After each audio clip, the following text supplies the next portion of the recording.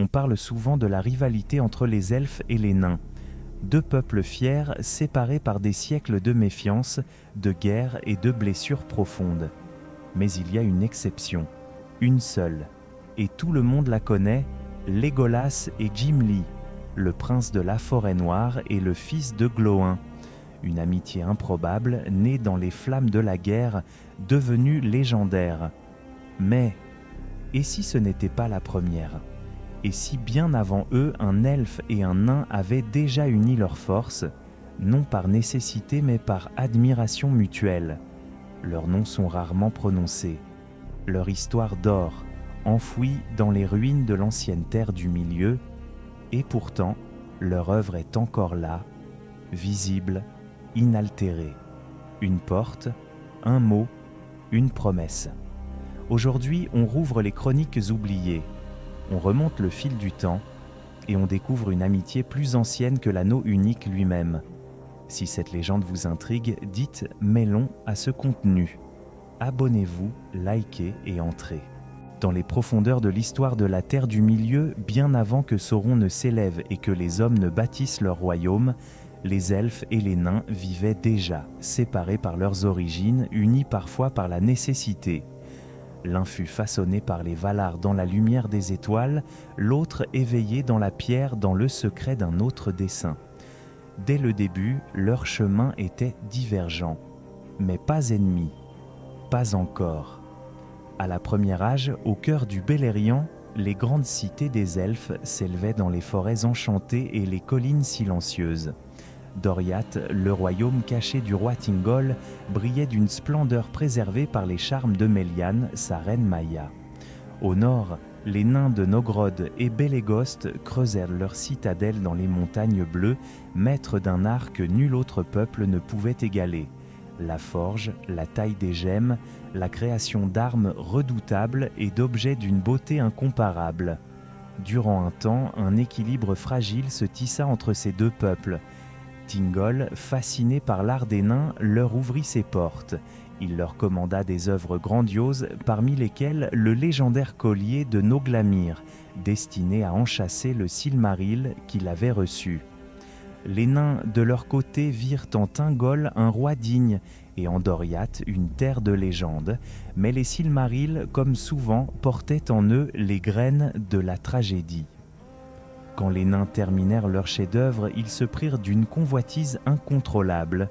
Pour eux, le collier leur appartenait, car forgé de leurs mains. Thingol refusa de le leur céder et le sang coula.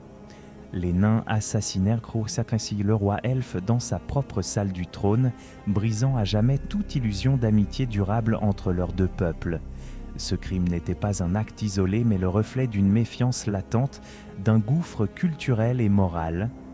Les elfes voyaient les nains comme cupides, rugueux, trop proches de la terre.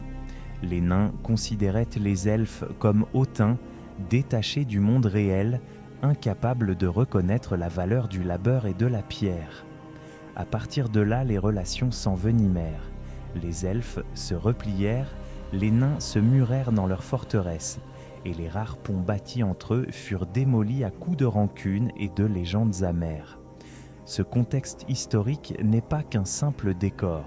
Il explique pourquoi, dans toute l'histoire de la Terre du Milieu, les alliances sincères entre elfes et nains sont presque inexistantes. Elles sont contre nature aux yeux de beaucoup, comme si l'amitié même entre ces deux peuples était un mythe, une anomalie, une note dissonante dans une longue partition de soupçons et de silence. Et pourtant, malgré cette histoire marquée par la défiance et la douleur, une étincelle subsista, isolée, unique. Cachée dans les années plus sombres, au-delà des montagnes de l'Ouest, une amitié véritable allait naître. Non par hasard, non par guerre, mais par respect, par création, par la pierre et par le feu. Avant Gimli, avant Legolas. Deux noms oubliés que l'on retrouve aujourd'hui encore gravés côte à côte sur une porte scellée. Ils ne se sont pas rencontrés sur un champ de bataille, ni à la suite d'une alliance entre rois ou d'un traité fragile dicté par la peur. Ils se sont trouvés dans le silence du travail bien fait, dans la lumière rougeoyante des forges, là où le respect ne se décrète pas, mais se gagne jour après jour à la chaleur du feu et à la précision du geste. L'un était Narvi, un maître artisan nain de Khazad-dûm, reconnu parmi les siens pour sa dextérité, son savoir ancien et son sens inégalé de la pierre. L'autre était Celebrimbor, héritier de la lignée de Fëanor, fils d'artistes et de forgerons elfiques, et peut-être le plus doué de tous ceux qui foulèrent un jour les terres des régions. Khazad-dûm et Eregion n'étaient de pas ennemis. Mieux, ils étaient voisins et leur relation, rare mais respectueuse, offrait un contraste frappant avec les conflits passés entre leurs peuples. C'est dans ce contexte particulier, au deuxième âge, que naquit l'impossible. Une amitié sans politique, sans trahison, sans agenda caché. Narvi et Celebrimbor partageaient d'Ibo quelque chose de plus puissant que les lignées ou les couronnes, une vision, une passion commune pour l'œuvre parfaite, pour l'objet qui dépasse sa propre utilité et touche au sacré. Ensemble, ils entreprirent la construction de ce qui deviendrait l'un des symboles les plus puissants de leur union, la porte de l'ouest de la Moria. Sculptée à même la roche, taillée dans une pierre presque noire, la porte semblait lisse comme un miroir. Mais à la lumière de la lune et des étoiles, elle se révélait. Les lignes délicates, tracées par Celebrimbor en Ithildine, un matériau si subtil qu'il ne brillait qu'au contact de la lumière stellaire, se mettait à danser, à former des motifs, des runes, des blasons. Au centre, les armoiries des deux royaumes, l'arbre de Durin pour les nains et les étoiles de Fëanor pour les elfes. Plus que tout, une inscription captait l'attention. Enin, Durin, Aran, Moria, Pédo, Melon, Amino. Les portes de Durin, seigneur de la Moria, dites amis et entrée. Pas un mot de défi, pas un avertissement, juste un mot. Ami. Un mot qui disait tout ce que Narvi et Celebrimbor avaient toujours voulu transmettre. Confiance, accueil, partage. Ce n'était pas une ruse, c'était une offrande.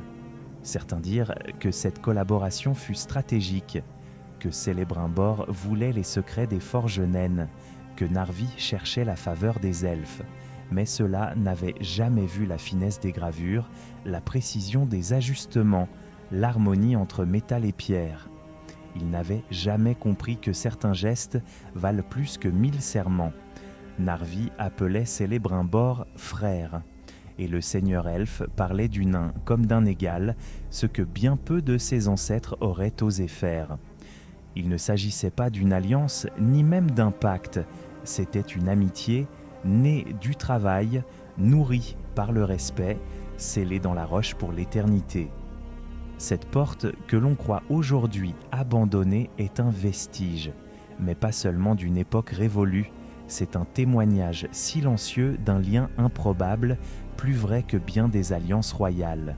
Un elfe, un nain, et une œuvre qui, des siècles plus tard, continue de murmurer leur histoire à qui sait encore écouter. Leur amitié aurait pu durer des siècles, elle aurait pu ouvrir une nouvelle ère, rare, fragile, mais possible, entre deux peuples que tout opposait. Mais au cœur du deuxième âge, les ténèbres avaient d'autres projets. Il se faisait appeler Anatar, le seigneur des dons. Il offrait savoir, conseils, secrets d'art anciens. Aux yeux de beaucoup, il paraissait noble, éclairé, presque divin. Mais sous ce masque se dissimulait Sauron, le serviteur de Morgoth, revenu dans le monde sous une forme séduisante pour mieux corrompre. Les elfes des régions, fascinés par son savoir, l'accueillirent. Même Celebrimbor, maître forgeron parmi les siens, accepta d'apprendre à ses côtés. Ensemble, ils façonnèrent Vorn les premiers des anneaux de pouvoir dans un élan de création sans précédent. Mais Sauron avait déjà tissé sa toile. En secret, il forgeait l'anneau unique destiné à tous les dominer. Quand la vérité éclata, il était trop tard. Celebrimbor, horrifié, tenta de cacher les 3 anneaux elfes, ceux qu'il avait créés sans l'influence directe du Seigneur ténébreux. Sauron réagit avec fureur. Il marcha sur Eregion avec une armée de l'Est, déterminée à reprendre ce qu'il considérait comme sien. La guerre fut brève, violente, implacable. Érégion fut ravagée. Célébrimbor, capturé, torturé, refusa de révéler l'emplacement des 3 anneaux. Il mourut sous les crocs de l'ennemi, le corps suspendu à un manoir, exhibé devant les ruines fumantes de son royaume. Et Narvi, nul ne sait avec certitude ce qu'il advint de lui. Certains récits parlent d'un combat désespéré dans les tunnels menant à la Moria. D'autres murmurent qu'il tenta de secourir son ami et disparut sans laisser de traces. Mais jamais plus son nom ne fut entendu dans les chroniques des nains. Ainsi, l'âge d'or des régions prit fin dans le sang et le feu. La porte qu'ils avaient bâtie fut scellée. Khazad-dûm se referma sur elle-même, méfiante.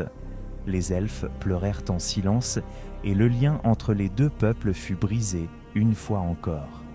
Et pourtant, au-delà de la mort, au-delà de la guerre, leur œuvre demeura. Des siècles plus tard, la porte de l'Ouest se tenait toujours debout, intacte, mystérieuse. Elle résistait aux assauts du temps comme si la pierre elle-même refusait d'oublier. L'inscription brillait encore sous la lumière des étoiles. Les armoiries n'avaient pas été effacées. Nul n'avait osé en altérer les lignes, car même dans l'ombre du 3e âge, même lorsque les hommes se battaient contre le retour de Sauron, la porte rappelait silencieusement ce qu'ils avaient construit ensemble. Narvi et Célébrimbor avaient été anéantis. Leurs peuples avaient repris leur chemin séparé. Mais ce qu'ils avaient créé ensemble avait survécu à leur royaume, à leur vie, à leurs erreurs. Là où les alliances tombent, là où les serments se brisent, certaines amitiés échappent au temps. Une porte, une devise, 2 noms unis à jamais dans la pierre. Voilà le legs qu'ils ont laissé. Bien plus tard, au cœur du 3e âge, une petite compagnie de voyageurs s'avance dans les ombres de la nuit.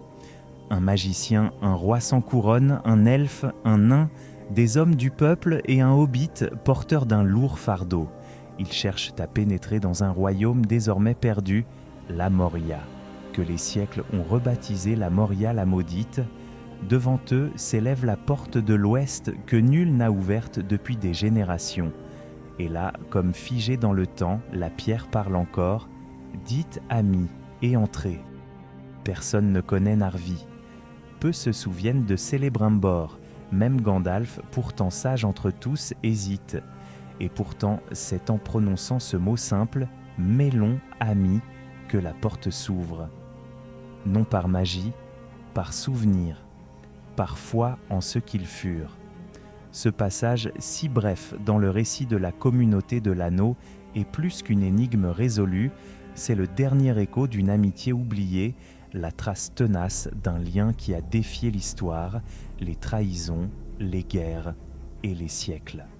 Ce n'est pas une porte ordinaire, c'est un monument silencieux à l'impossible, à l'impensable, la fraternité entre un elfe et un nain, née non d'un besoin stratégique, mais d'un respect véritable. Narvi et Célébrimbor n'étaient ni héros de guerre, ni souverains, ni porteurs d'anneaux, mais leur héritage, lui, n'a jamais disparu. À travers une œuvre commune, ils ont légué plus qu'un passage, une idée. Celle que la création, quand elle naît du cœur, peut durer plus longtemps que les royaumes, les couronnes et les légendes elles-mêmes. Il est facile d'oublier, dans les grands récits de Tolkien, que certaines des plus belles histoires sont faites de gestes discrets, de noms effacés, de pierres muettes qui racontent mieux que 1000 chants.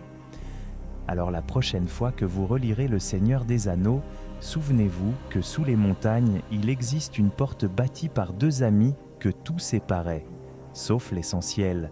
Et si ces récits cachés vous parlent autant qu'à nous, abonnez-vous à cette aventure, car ici, nous ouvrons les portes que d'autres ont oubliées, et comme le disait la gravure, dites amis et entrez.